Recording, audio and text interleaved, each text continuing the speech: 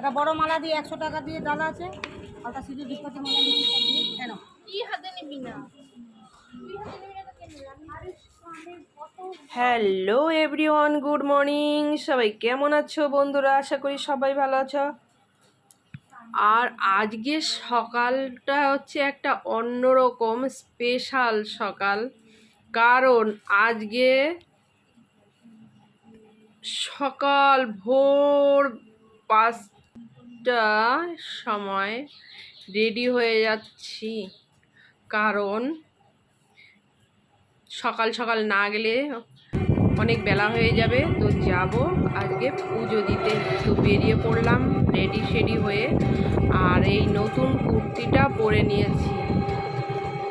তো কুর্তির সঙ্গে দেখলে ম্যাচিং করার টিপও পরেছি, তো কেমন লাগছে।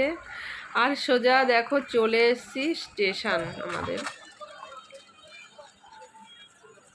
তো এদিকে স্টেশনে এসে এখন শুধু অপেক্ষা ট্রেন আসার।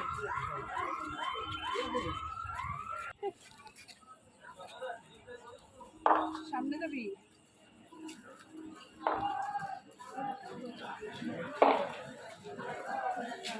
আর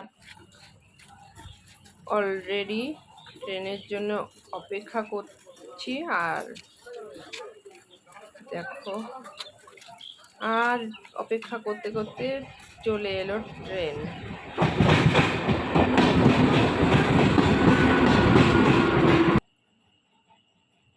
তো ট্রেনে উঠে পড়লাম। আর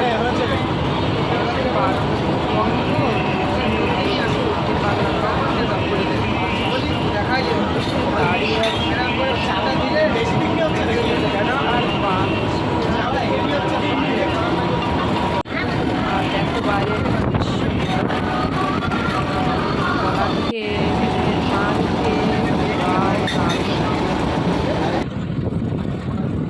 তো এখানে বসলাম, একজনা একটা দাদা বসার জায়গা দিয়েছিল, আর এদিকে চলে এলাম নৈহাটি।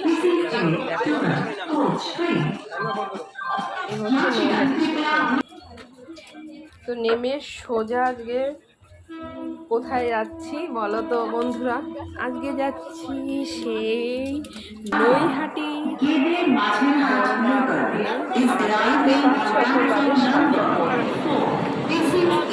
প্রচুর সকাল সকালে যাচ্ছি, কারণ ওখানে প্রচুর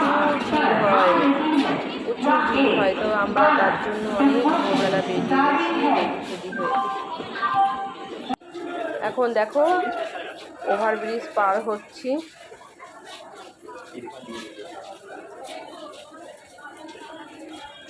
তো ওভারব্রিজ পার হয়ে মাত্র 2 মিনিটের রাস্তা। আর এদিকে দেখো প্রচুর মেঘ করেছে, কালো মেঘ হয়ে আছে। তো মনে হচ্ছিল বৃষ্টি আসবে, কিন্তু বৃষ্টিটা আসেনি। আর দেখো এই পুজোর শনি মঙ্গলবারের দিন কীরকম ফুলের দোকান বসে। তো এরকম ডালা নিয়ে আমরা চলে এলাম, আর এসে লাইনে দাঁড়িয়ে আছি।